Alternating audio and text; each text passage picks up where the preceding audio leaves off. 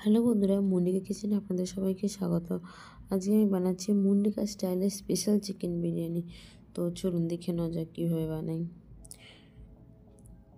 তো আমরা প্রথমে চালটায় ভালো করে ধুয়ে নেব। ওর মধ্যে ধুয়ে নিয়ে আমরা ওর মধ্যে গরম জল অ্যাড করে দেবো। গরম জল দিলে কি চালটা তাড়াতাড়ি সিদ্ধ হয়ে যায়, ফুটে যায়। এবার ওর মধ্যে আমরা 1 চামচ কেওড়া জল, 1 চামচ গোলাপ জল আর 2 চামচের মতো আমরা নুন দিয়ে দেবো, যাতে করে নুনটা পুরো ভাতে মিশে যায়, সেই জন্য নুনটা দেওয়া। এবার এর মধ্যে আমরা একটু গরম মশলা দিয়ে দেবো, গোটা গরম মশলা, যেমন দালচিনি, লবঙ্গ, এলাচ। এবার ভাতটা যখন প্রায় 80% হয়ে যাবে, দেখুন এরকম যখন 80% হয়ে যাবে, তখন আমরা ভাতটা ফ্যান ঝরিয়ে নেব। দেখুন এবার আমরা একটা ফ্যান ঝরিয়ে নিলাম। এর মধ্যে এবার আমরা কড়াইতে তেল দিয়ে নেবো। আমার তেলটা একটু বেশি হয়ে গেছে বলে আমি তুলে নিয়েছি, আপনারা এর মধ্যে পরিমাণ মতো তেল দিয়ে দেবেন।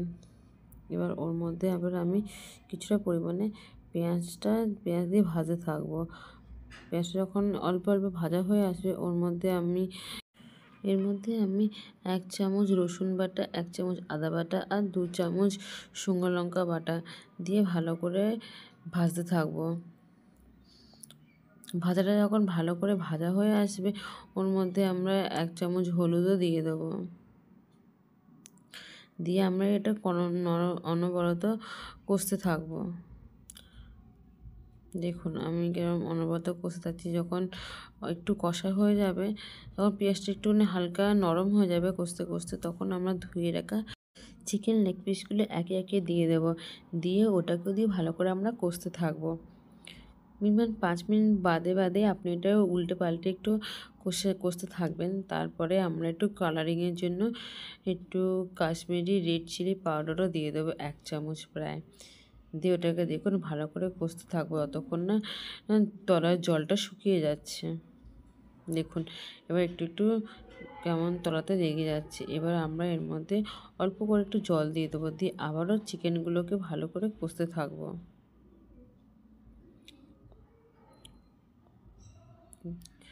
এবার আমরা কিছু কষে রাখা চিকেনগুলোকে প্রেসার কুকারেতে একে একে করে দিয়ে, বেশি নয়, এই 2 সিটির মতো দিয়ে নেব, প্রায় 2 সিটিই দিয়ে নেব। দেখুন আমি কেমন একে একে তুলে নিয়ে ওই যে কষে রাখা যে জলটা ছিল একদম অল্প জলে দেবেন, কারণ প্রেসার কুকারে অল্প জলেতেই হয়ে যায়। এবার আমরা এতে ঢাকা না দিয়ে 2 সিটি দিয়ে দেবো। দেখুন 2 সিটি আমার হয়ে গেছে।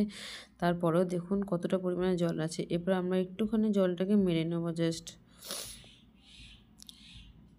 জলটা মেরে নেওয়ার পর আমরা গরম কড়াইতে ঘি দিয়ে দেব, প্রায় 5-6 চামচ একটু ঘি দিব। দিয়ে ওর মধ্যে আমরা শাহজিরে দিয়ে এবার আমরা সিদ্ধ করে রাখা আলুগুলো দিয়ে দেবো। দিয়ে এগুলো একটু লাল লাল করে ভেজে নেব, কারণ আমাদের বাঙালিতে আলু ছাড়া বিরিয়ানি ভাবাটাই একটা কষ্টকর ব্যাপার। আমার তো পার্সোনালি একটু চিকেনেতে আলু না হলে বিলকুলই ভালো লাগে না। আপনারা জানাবেন আপনাদের চিকেন কেন যে কোনো বিরিয়ানিতে আলু ছাড়া কি ভালো লাগে? চলুন তারপর আমরা চিকেনগুলোকে প্রেসার কুকার থেকে একে একে তুলে ছেঁকে নিয়ে চিকেনগুলোকে একটু ভেজে নেব। দেখুন চিকেনগুলোকে আমি একটু লাল লাল করে ভেজে নিয়েছি। প্রায় 5 মিনিট পর এপিট ওপিট করে ভেজে নেওয়ার পর এবার আমরা চিকেনগুলোকে এক এক করে তুলে নেব। দেখুন কেমন ভালো সুন্দর হালকা লাল লাল কালার হয়ে গেছে, গোল্ডেন কালারের মতো। এইবার আমরা কড়াটাকে ভালো করে পরিষ্কার করে নিই। এবার ওর মধ্যে ভাতগুলো দিয়ে দেবো একে একে। দিয়ে দেখুন এরকম হালকা হাতে নাড়বেন, বেশি নাড়লে কি বলুন তো বিরিয়ানির চালগুলো ভেঙে যায়। আমরা নর্মালিতে কি করি, বিরিয়ানিটা এরকম করে দিয়ে আর স্টিমে বসিয়ে দিই, কিন্তু এখানে একটু স্টিমে বসাবো না, এটা আমরা একটুখানি যেমন ফ্রাইড রাইস বা পোলাও যেমন একটুখানি নাড়ে ওরকম করে নাড়বো। এবার এর মধ্যে আমরা পরিমাণ মতো নুন, 1 চামচ গোলাপ জল, কেওড়া জল, মিঠা আতর আর ঘি দিয়ে আমরা আবারও এবার ভাতটাকে নেড়ে নেব। দেখুন মিঠা আতর প্রায় 1 চামচের মতোই দিয়েছি, ছোটো চামচের মতো।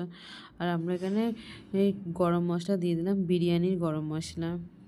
বিরিয়ানির মশলা দিয়ে এবার আমরা সেই প্রেসার কুকারে যে বিরিয়ানিটা যে চিকেনটা করেছিলাম, ওর যে রোগানটা আমরা হালকা হালকা করে ছেঁকে রোগানটাও দিয়ে দিলাম।